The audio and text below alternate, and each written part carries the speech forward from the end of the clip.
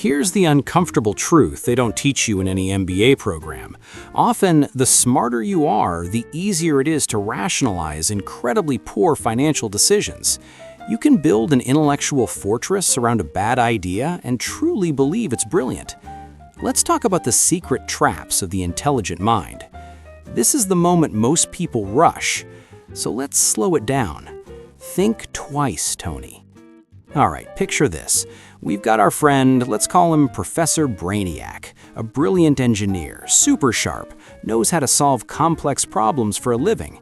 He's the kind of guy who can build a rocket to Mars in his head, but when it comes to his finances, sometimes he ends up building a sandcastle in a hurricane. One day, Professor Brainiac stumbled upon a new cryptocurrency project. Now, this wasn't just any meme coin, this was Quantum Ledger Sync. Super technical, incredibly dense white paper, full of jargon like decentralized, autonomous, zero-knowledge proofs and interoperable sharding solutions. Naturally, his brilliant mind was immediately drawn to it. He spent weeks, probably months, diving deep. He built spreadsheets more intricate than a Swiss watch, mapping out potential growth scenarios, tokenomics, and the projected disruption of, well, everything. His intellectual arrogance, a common companion for smart people, told him he understood this better than anyone else. He saw patterns where others saw chaos, and potential where others saw pure speculation. He could articulate the why with such conviction, using complex terminology, that even he started to believe it was a sure thing. Friends would ask, "Professor, isn't that a bit risky?" And he'd respond, but you see, you're missing the nuances of its recursive proof-of-stake mechanism combined with its DAG architecture." And the friends, being less inclined to spend their weekends reading white papers, would just nod vaguely and back away slowly. He had effectively built an intellectual fortress around his bad idea. But here's the kicker. His fortress had a few glaring cracks. The project's founders were anonymous, which in the crypto world is often a red flag the size of Texas. Their roadmap was full of ambitious promises but lacked concrete deliverables. And the valuation? Astronomical, based purely on speculative future potential, not actual product or user adoption. But Professor Brainiac's confirmation bias was in full swing. He dismissed any negative articles as FUD, fear, uncertainty, and doubt, propagated by those who just didn't get it. He focused only on the enthusiastic chatter in the project's Discord channel and the occasional pump in price that momentarily validated his genius. His ego was intertwined with this investment now. He'd told enough people about it, he'd done all this research, he had to be right. So he poured a significant chunk of his savings into Quantum Ledger Sync, justifying it with high conviction and asymmetric risk-reward. Initially, the price went up, just a little, but enough to make him feel like a prophet. He mentally started planning out how he'd spend his future crypto millions. Then slowly, almost imperceptibly at first, the price started to dip. Just a temporary correction, he told himself. The market doesn't understand its true value yet. He even averaged down, buying more, convinced it was a fire sale. His intellectual fortress now became a mental prison, trapping him in a decision he couldn't admit was wrong. Eventually, as these things often do, Quantum Ledger Sync collapsed. The anonymous founders disappeared, the project was abandoned, and Professor Brainiac was left with a virtually worthless investment and a deep, burning regret. He used his intelligence not to avoid a mistake, but to justify one. So, how do we, the intellectually curious, prevent ourselves from falling into these smart traps? How do we make sure our brains work for us, not against us, when money is on the line? Let's introduce some decision filters, simple mental checkpoints to help you think twice. The first one is what I like to call the grandma test. Can you explain your investment idea clearly and concisely to someone with zero financial background? I mean, without resorting to jargon or complicated charts.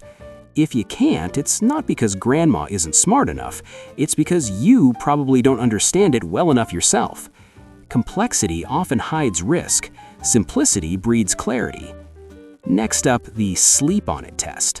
Never, and I mean never, make a significant financial decision on the spot or when you're riding a high emotional wave. Whether it's the FOMO of a hot stock or the panic of a market crash, your emotions are usually your worst financial advisor. Give it 24 to 48 hours. Let your rational brain catch up. Often, that urgency you feel is a marketing tactic, not an actual opportunity.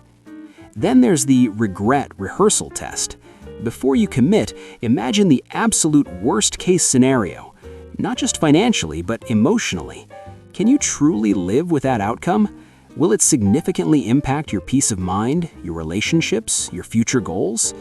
If the answer makes you profoundly uncomfortable, then perhaps you need to rethink the level of risk you're taking. Next, the opposite opinion test. We, as intelligent beings, are wired for confirmation bias. We naturally seek out information that supports our existing beliefs. To counter this, actively seek out smart, well-reasoned arguments against your idea. Find someone who genuinely disagrees and understand their perspective. It doesn't mean they're right, but it ensures you've considered the full spectrum of possibilities, not just your echo chamber. Then we have the opportunity cost mirror. Every dollar, every hour, every unit of mental energy you commit to one thing is a dollar, hour, or unit of energy not committed to something else. Is this specific investment truly the best use of your limited resources right now? Could that money be better used to pay down high-interest debt, build your emergency fund, or invest in a more diversified, less exciting, but historically reliable asset? Don't let the allure of a big win blind you to the certainty of fundamental financial health. And finally, the future self-interview. Imagine your future self, 5, 10, even 20 years from now. What would they say about this decision you're about to make? Would they thank you for your prudence and thoughtful analysis? Or would they shake their head, perhaps with a weary sigh, wishing you had slowed down and considered the obvious pitfalls? This isn't about predicting the future with perfect accuracy. It's about aligning your present actions with your long-term well-being. The story of Professor Brainiac isn't unique. Many smart people, armed with impressive intellects, fall prey to these very human psychological traps. They use their brains not to seek truth, but to confirm bias, rationalize greed, or soothe ego. The goal isn't to get rich quick or to beat the market every single time.